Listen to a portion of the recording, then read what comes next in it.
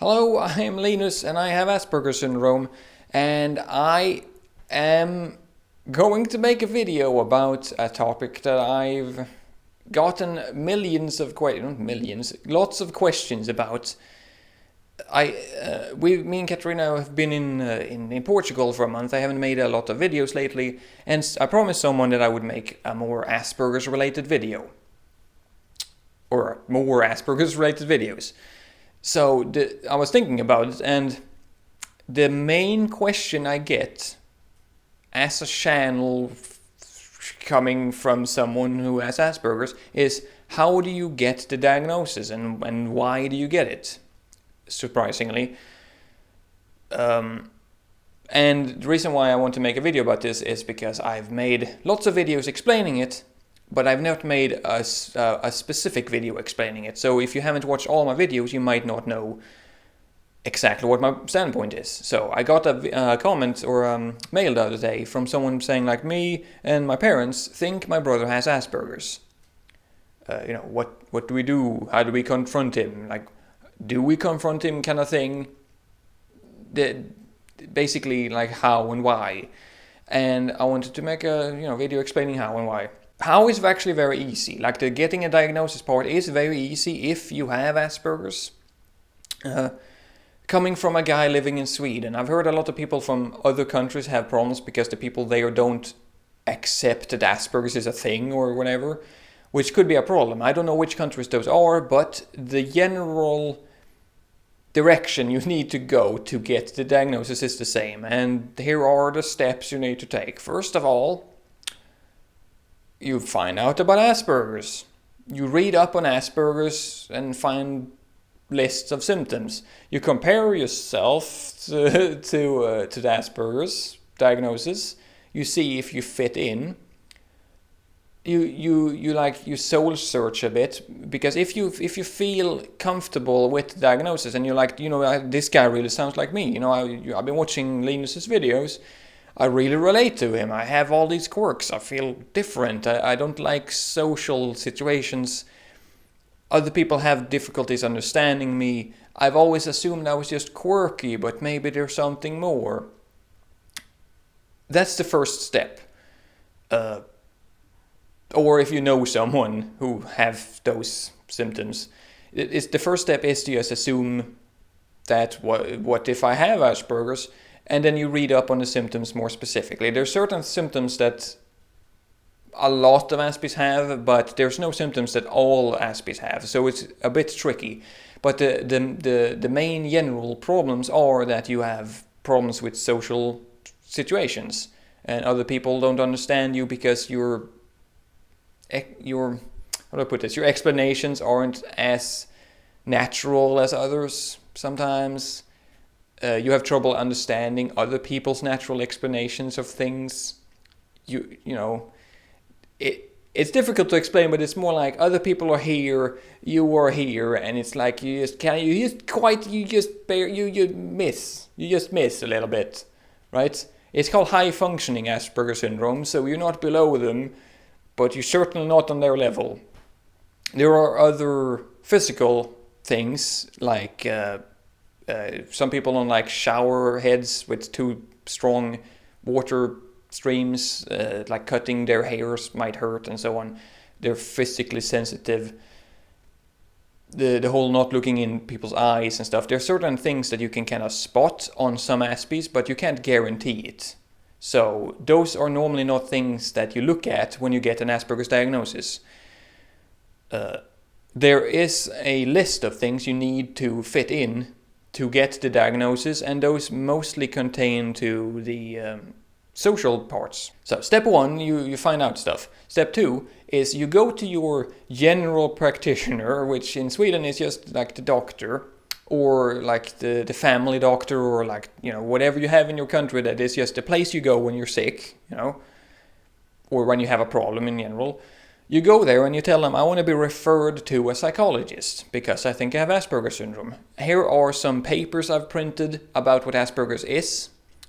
Here are the parts that I think correlate to me, that I've underlined. And then the doctor hopefully says, oh, I don't, I that's not my expertise, but I'll refer you to a psychologist. I've heard people say that they don't get a referral to a psychologist because their doctor has just straight up said, no, you don't have Asperger's. Don't let that happen. If they say that, ask for a new doctor or give them more information about Asperger's. Because if you truly believe you have Asperger's, you have you can push a bit. They get paid, right? You can be like, no, I insist, look into this. Because once you get to a psychologist, which is step 3, you have to take a couple of tests. He does a couple psychology tests that like are meant to describe you within like how everyone has certain personality groups. They try to put you in the group that is contained within Asperger's, right? By doing tests. You do some tests where it's like, as a kid, were you this and that? And it's like, you can find these tests on the internet. He might do some logical tests to find out if your brain is working on a high level. Even because, even if you might feel like I'm not that smart, you might be good at logical puzzles and stuff. That's part of high-functioning Asperger's. Not necessarily a thing you have to do, but whatever. He do a bunch of tests. Some of them you might fail, or whatever you want to call it. It might indicate that you don't have Asperger's. Some of them might indicate that you do have Asperger's.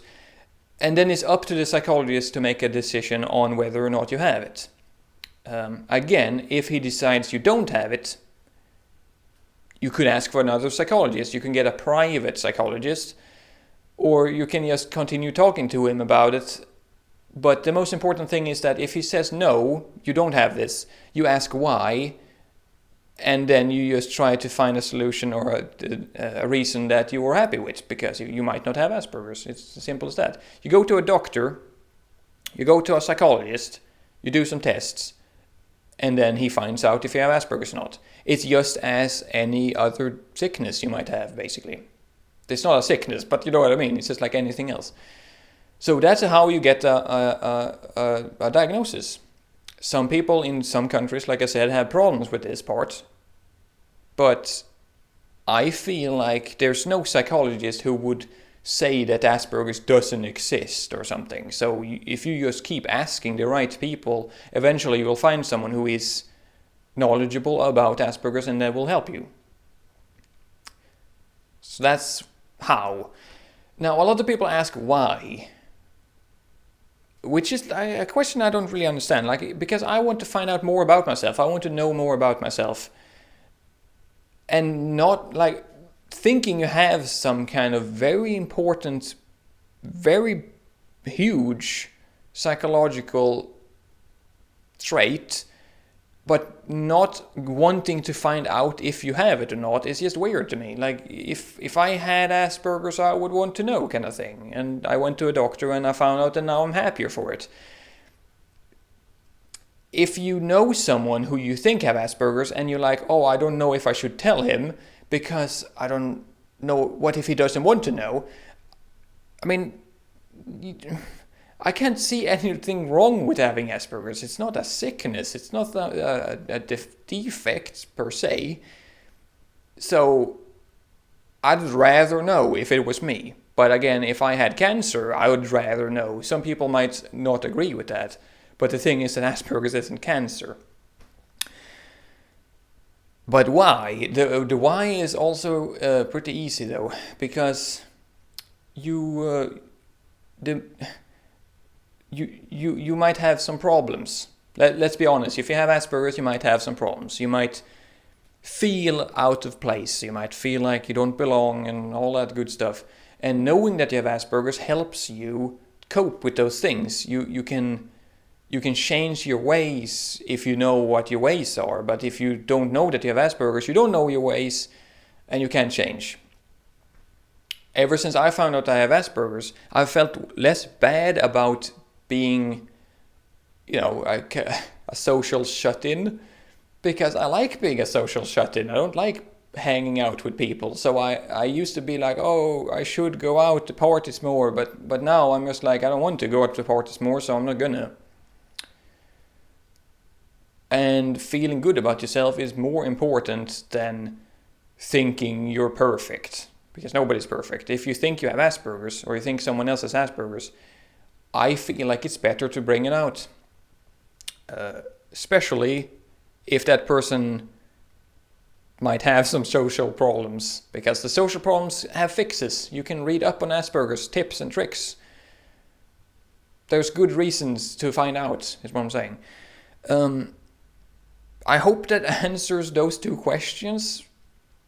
If you have more specific questions, you can let me know, because I get a lot of people acting worried about Asperger's syndrome, and I've never been worried about it. I've always been pretty straightforward about how I actually find it a good thing. I am happy about my Asperger's. And if I can spread my happiness, that's good, I guess. So anyway, I am going to make more Aspie videos in the future. I have a couple of ideas, so I'm gonna do that. If you like this video, then thumb me up, because it helps me grow.